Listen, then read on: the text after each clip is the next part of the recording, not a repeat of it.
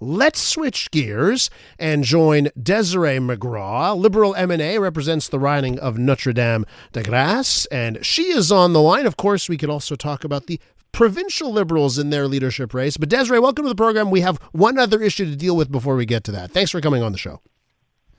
Thanks for having me, Elias. Always good to be here. Yeah, so you're on today. One of the reasons I want to have you on today is because we want to talk about food banks. And I've been seeing more and more terrible headlines from across the country. It's not just in Quebec, about what's happening at Canada's food banks. Maclean's just published a story yesterday. Headline, "Why are Canada's food banks collapsing?" And the story in Quebec is no different. Your party is sounding the alarm over a sharp rise in food bank usage. What do you think is behind that sharp rise that we're seeing in Quebec and the rest of the country? Well, Elias, you mentioned headlines. So headlines for you and me, perhaps, but very painful realities for too many Quebec families and arguably families across the country. And there's a combination of factors, but certainly the fact that people with jobs who have income from employment are having to line up in food banks. So the middle class is being hit. So beyond the people with low income or no income, we're now looking at families with children. 1 in 5 Quebec children are hungry. 20% of people lining up in food banks are gainfully employed.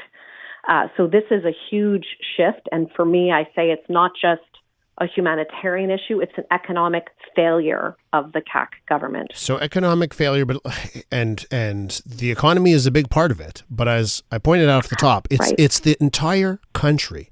I'd be with you if Quebec was this darkness, right? And the rest of the country was doing just great.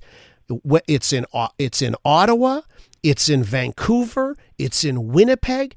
They are seeing the exact same thing. What's not working in the Canadian economy, and of course Quebec is part of that, what's not working in our economy that's leading to people who have jobs having to go to sustain themselves and their children?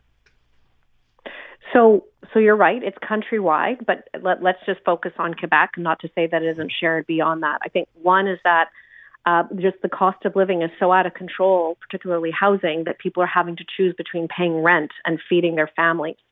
And so they're having to go to food banks. Almost 3 million demands per month in Quebec alone for food banks. Mm-hmm. And the Banque Alimentaire du Québec have done the study, and they've looked out to 2027 to say that's going to go up by 320,000, so over 10% a month. So they've asked for predictable, sustainable funding instead of constantly being reaction mode. And I think that is more unique to Quebec because we have a government that continually reacts poorly, and doesn't plan, doesn't coordinate, doesn't plan ahead and prepare for these things. So they've done the homework, and instead of responding with a yes, we will increase assistance to food banks while we figure out the long term, while we figure out some of the structural causes, the economic causes, they're actually reducing the amount going to food banks. So the food banks have done their homework to plan ahead, and the government of Quebec has said, no, we're going to not only not meet your request for increased funding, we're going to diminish it. The head of the food banks of Quebec talks about a break in the system. So we're not just talking about one-offs here. So it's a serious situation, but our government is not responding appropriately. So They're here's actually the thing. Responding in the opposite direction. Here's the thing. We've never spent more money, and we've never spent more money. Governments in this country have never spent more money on food banks.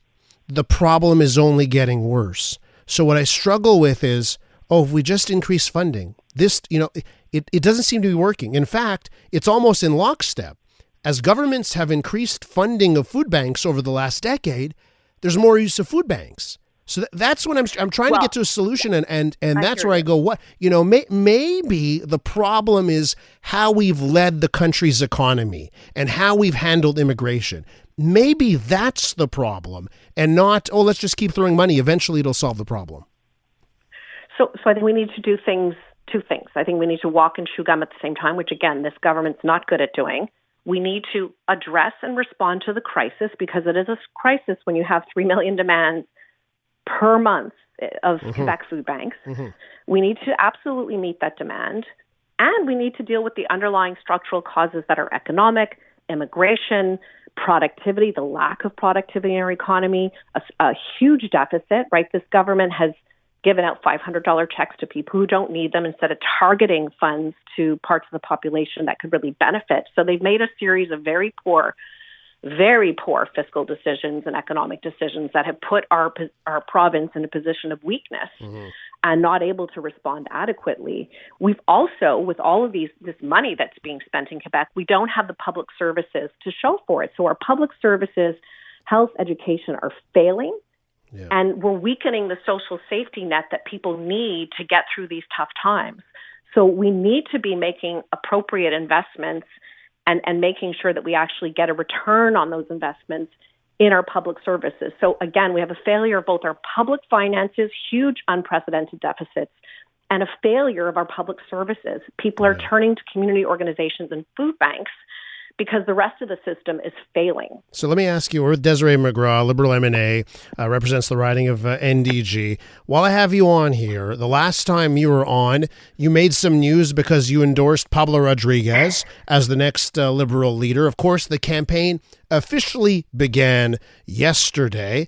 Let me ask you about what you feel the state of the race is. And I guess I should ask you, based on what we just talked about, right, about the issue we have in food banks, why do you think someone that comes from the federal Liberals, and economically that's a party that hasn't been very strong, the federal Liberals, I say, they haven't been that strong. They don't have a great economic record the last 9 years. Why do you think Pablo Rodriguez is the guy to right the ship in Quebec economically so we don't have to talk about record demand for food banks?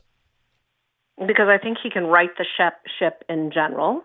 So what you do when you're a good leader is you surround yourself with people who are better and smarter than you in other areas. So he's building a very strong economic team, including Martin Coiteux, Carlos Lateo, now Fred Beauchemin.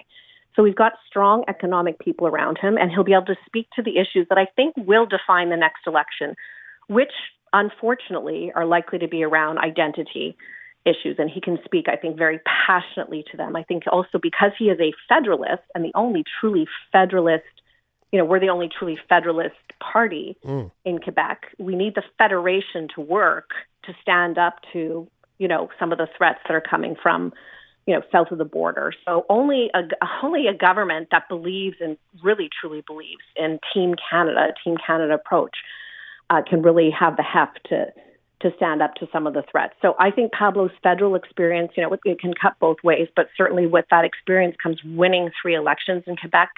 I think it's a very steep curve when you've never been elected to anything, to all of a sudden not only get elected, but then become leader and then go right into an election. And so I think his experience and his deep knowledge of Quebec across the entire province, the cities and the regions, he's seasoned, he has experience, he's got great judgment, and he's building a phenomenal team around him. So without hesitation, I endorse him. Like, who can hit the ground running on day one as the leader and then the next premier? It's Pablo. He's the only choice. If we're actually serious about winning the next election, he is the only choice. Madame Mergois, Desiree, thank you so much for coming on the program today. Always a pleasure. When you're around the studio next, come on by the studio, okay? Sounds great. Thanks, Elias. Have a great day. You too. That's Desiree McGraw. Liberal MNA represents NDG.